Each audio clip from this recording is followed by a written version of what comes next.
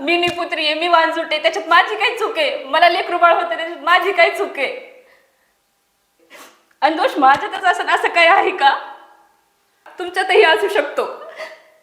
हॉस्पिटलला नेण्याऐवजी तुम्ही मला उतारा करायला नेता. त्यांनी होत असतं का बाळ? आणि जर होत असेल तर मला का होईना?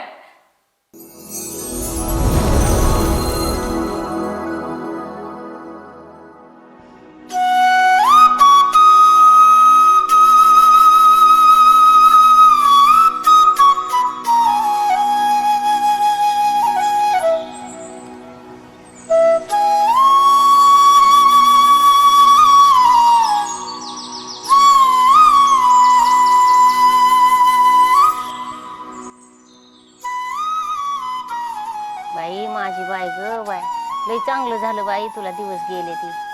हा मग लेख कुणाची आहे? तुला पहिलं पोरगच होणार आहे गं. अगं आहे, मला तर पोरगच होणार आहे, त्याचा काही विषयच नाही. पण तुला माहिती का, अगं माझ्या घरी माझी सासू, माझी नणंद, माझे सासरे मला सगळे विचारतात तुझ्या बहिणीला लेकरू कधी होणार आहे, त्या बहिणीला लेकरू कधी होणार आहे. आणि अगं माझी नणंद आहे ती म्हणत होती, अगं ती लग्नाच्या आधी काही केलं ना तर लेकरू होत नाही म्हणून. काय माहिती बाई निपुत्री आली कुठे शेण खाऊन. कुठे गेले असते बघते तरी एकदा कधी येणार आहे. बॅलन्सच नाही. ताईला बघते बरं, वरती असते बहुतेक. काय माहिती बाई कुठून आली शेण खाऊन. त्या पोहाराला माझ्या सगळी भाऊ की नावं ठेवायला लागली. कुठं तोंड दाखवाय जागा नाही राहिली. निपुत्री पडली पादरात दलिंद्री. काय करायचं? दे हाकलून तिला, कशाला ठेवलंच हाकलूनच द्यायची का तिला. तिचा? हाकलूनच द्यायची. काय मानात नाही ना गुणात नाही. काय करावं असल्याला? गळ्यात बांधून बसलाय पोरग डोबळा म्हणी. काय करायचं? त्यात लय आवडती. त्याला लय आवडती म्हणजे आता पोरग बी माझं बायकोचाच झालाय. काय करायचं? म्हणाय माझा नाही तर बायकोचेच पत्यात आजकाल लेकर. काय कुणाचं ऐकती? माझ्या लेकराला बघ मागून दिवस गेले का नाही. आणि हिचं काय घ्यायचं? हा जाऊ दे आता, काय करत बसते. आणि नुसतं खायला लागत चांगलं चांगलं अगं तिला. नटायला बघ पहिलं. नटायला मेकअप हे ते. आणि पोराची नुसती महाराणी झाली किती.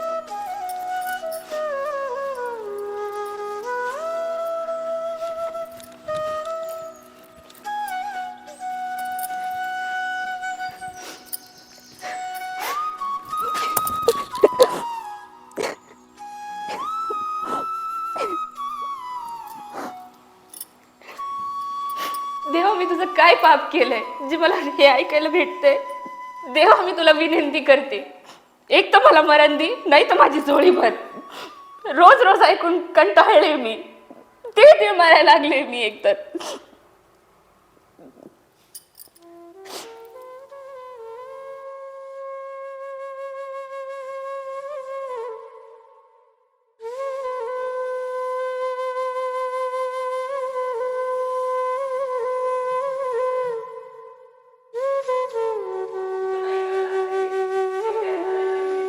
रोज रोज ऐकून तीळ मारायला लागले मी. हे यार काय झालंय? वेडी झालीस काय तू? हा वेळी झाले मी. रोज मला ऐकावं लागतं मी दलिंद्री, मी अपयशी, म्हणून हे सगळं घडतंय माझ्यासोबत. अरे पण झालंय तरी काय? आई आणि ताई मला टोचून बोलतात. मी निपुत्री आहे, मी वांजुटे, त्याच्यात माझी काय चूक आहे? मला लेकरू बाळ होते त्याच्यात माझी काय चूक आहे? आणि दोष माझ्यातच असं काय आहे का? तुमच्यातही असू शकतो. हॉस्पिटलला नेण्याऐवजी तुम्ही मला उतारा करायला नेता. त्यांनी होत असतं का बाळ? आणि जर होत असेल तर मला का होईना? मला म्हणतात लग्नाच्या अगोदर हिने शेण खाल्ला असेल म्हणून हिचं पोट पाणी पिकत नाहीये. नको ते ऐकत. मी तुम्हाला 1000 वेळा म्हणले डॉक्टरकडे चला, पण तुम्ही माझा नाही ऐकत, त्यांचंच खरं करतात. हे बघा, हे सगळं माझ्या सहनशक्तीच्या पुढे गेलेलं आहे. मला आई बाबाकडे सोडा तुम्ही. मी तुम्हाला खुशी खुशी दिवस देते आणि तुम्ही आनंदात राहा. झालं तुझं बोलून? आता मी बोलू का? होय गाय खाल्लेचा आवाज यायला लागला कसला तरी. चल बरं बघू. चल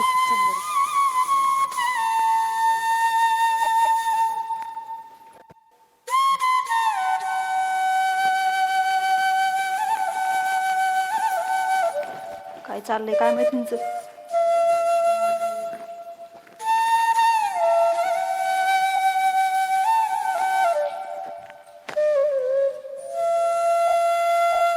कुठे ताई?